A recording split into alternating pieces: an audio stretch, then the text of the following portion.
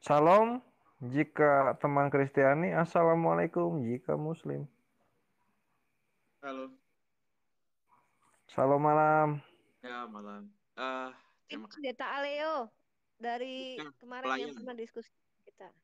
Ini tadi saya langsung aja menanggapi dari pertanyaan yang tadi. Ah, Tadi kan dibilang kan sebelum Adam dan Hawa makan buah berarti sudah ada rencana dalam dosa gitu ya. Bukan. Uni, Jadi, lanjutin Uni. Bukan, jadi Topiknya begini Uni ya. Aleo. Jadi begini, ini simple. Ini kan di awal kitab Kejadian nih sebenarnya awal dari dogma kekristenan tentang dosa waris. Menurut Aleo sendiri, Tuhan menciptakan Adam itu sudah dilengkapi dengan pengetahuan baik dan buruk belum? jadi begini. Dulu itu kita membaca dengan itu ya step by stepnya. Dulu itu Adam diciptakan sendiri, tapi binatang-binatang lain sudah dibuat berpasang-pasangan, tapi Adam belum. Begitu ya, sendiri. Lalu Tuhan menciptakan Hawa dari rusuknya. Ya, begitu ya. Terus ketika Adam sedang tertidur, Hawa berkeliling atau mengelilingi taman itu. Oke. Terus tetapi sebelum sesudah di saat itu iblis telah dilemparkan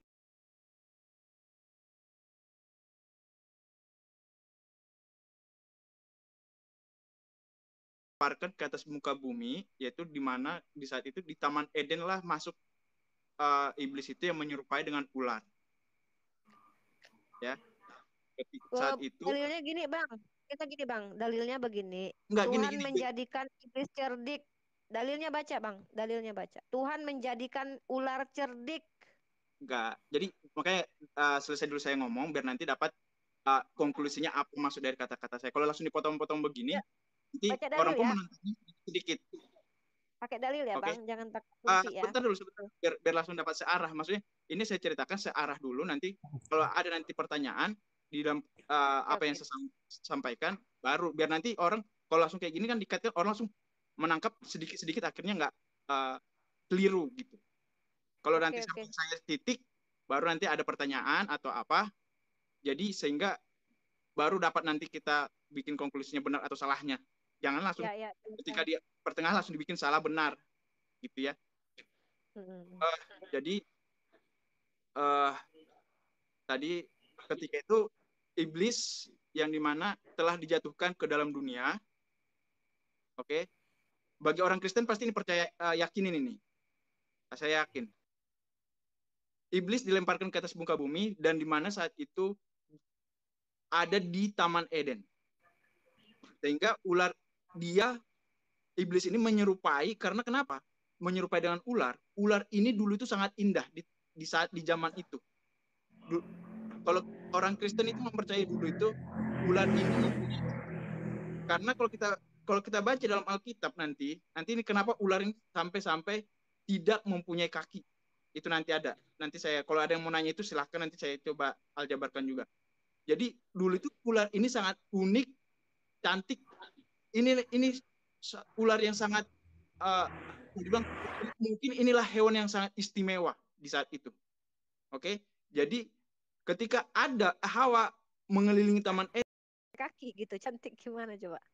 ya nantilah kita akan jabarkan supaya nanti semua kalau nanti ini pasti nanti ada pertanyaan-pertanyaan berikut nanti ada lagi save ular entah itulah manusia sekarang cuman segampang itu untuk mengatakan itu sehingga uh, bisa mengubah satu pola pikir menjadi pola pikir baru itu sih yang kita harus harus perhatikan itu sih Padahal yang Ya, simpel tapi loh. benar loh, banyak Ken- pecinta ular loh, Bang. Reptil iya itu dicintai sekarang loh. Jadi kami iya harus mengatakan apa sih salah ular sampai dia dikutuk demikian rupa oleh Tuhan? Karena dia tuh juga nggak salah. Karena kan yang salah iblis. Iblis yang menyerupai dirinya seperti ular lah. Kok ular yang disalahin? Emang Tuhan nggak tahu gitu. Kalau yang salah tuh iblis bukan ular. Ngapain ular yang disalahkan gitu loh? Emang ular kalau emang gini ya, ketika iblis menyamar dirinya menyerupai badannya seperti ular, itu salah ular ya? Kasihan banget ya itu ular gitu. Udah dipitnah, dikutuk lagi sama Tuhan.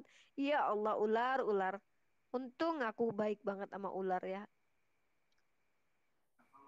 Kalau sejauh ini saya jawab ya, akibat dosa semua akan mengakibatkan dari dosa itu. Itu sejauh ini. Nanti mungkin kalau Umi mengizinkan ya untuk membahas itu, kita akan di Jadi lain waktu. dosanya iblis yang nanggung ular gitu ya? Makanya nanti kita akan bahas itu di lain sesi, karena itu akan lebih luas. Nanti Nanti karena ya pemikiran-pemikiran orang pun akan meluas tentang makin luas hal lagi. ini gitu. Nggak bisa dalam 10 detik dijawab itu ya. Nah, sekarang gini, tadi kan salah satu si Ibu Joy bilang kan masalah Yang kayak harus 10 kripto, masalah kripto nanti dijawab oleh Ustadz. Sama halnya saya juga seperti itu. Saya nggak berani untuk menjawabkan sedemikian rupanya karena saya juga kaum dari bukan yang memang pokoknya itu hari-hari membaca Alkitab, yaitu mungkin seperti pendeta. Sama halnya kayak gitu. Jadi saya juga perlu belajar dengan orang-orang yang saya perlu tanyakan. Ya benar kan begitu? Kan Ibu juga kan jawab seperti itu kan? Pas ditanyakan bagaimana dengan sejenis kripto, saham-saham, Ya, ya itu. saya memang Islam diajarkan untuk tidak berbicara apa-apa yang kami sebenarnya tidak pahami dan tidak ketahui, dan kami diperintahkan berbicara menggunakan dalil-dalil. Jadi tidak Nah, boleh pakai asumsi gitu. itulah sejauh ini Atas makanya saya coba silakan Nandar. nggak terlalu banyak membahas itu karena nanti saya akan berdiskusi dulu dengan uh, orang-orang yang atau yang memang pure memahami itu. Nanti di lain waktu jika diizinkan Siap, kita siap, akan berdiskusi itu lagi. Nah, siap, kedua masalah siap. makanan. Babi, tadi kan dibilang kan ada penyebutan babi, penyebutan anjing, sama yang lain-lain ya kan. Mungkin teman-teman buat Nasrani atau orang Kristen, bukan membela, sekarang konteksnya saya bukan membela orang Muslim Nggak ada ya? atau membela pihak saya, tapi yang kalau kita baca di dalam Alkitab, kita telah diberikan ketika sering waktu berjalan, Tuhan memberikan suatu aturan di mana segala binatang-binatang berjenis-jenisnya ada makanan yang boleh kita makan, ada yang enggak. Nah, mungkin Ibu juga udah baca itu ya. Kalau Ya.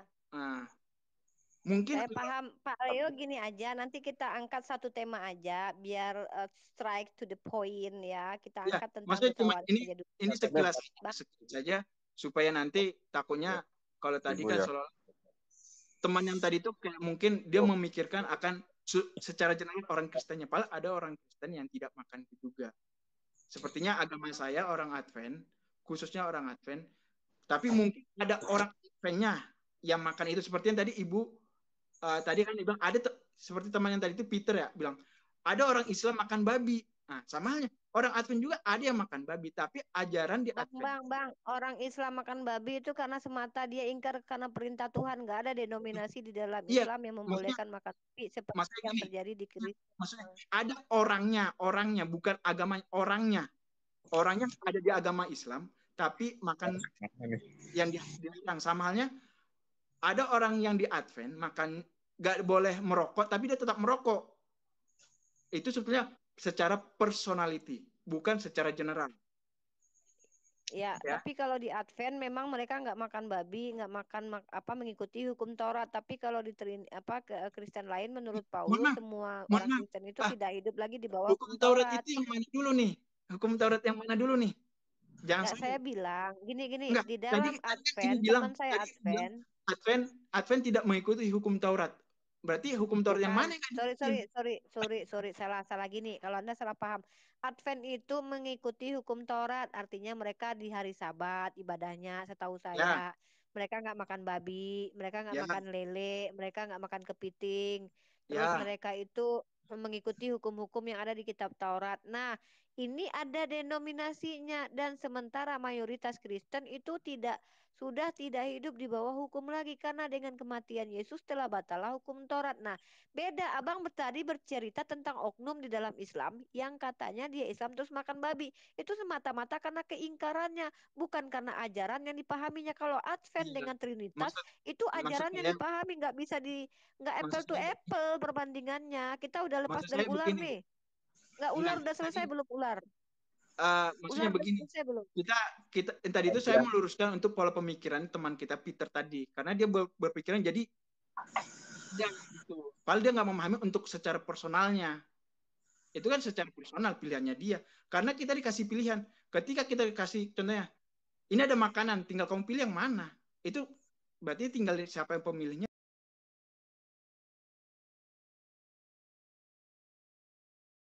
yang mana mau dimakan, kan begitu. Itu secara pilihan berarti, bukan secara keseluruhan. Kalau yang tangkap seharusnya begitu, dia bukan menjadi satu orang makan babi jadi semua orang Advent makan babi, satu orang makan babi semua muslim makan babi, nggak seperti itu. Sekarang kita lihat personalnya gitu kan. Oke, Bang Leo.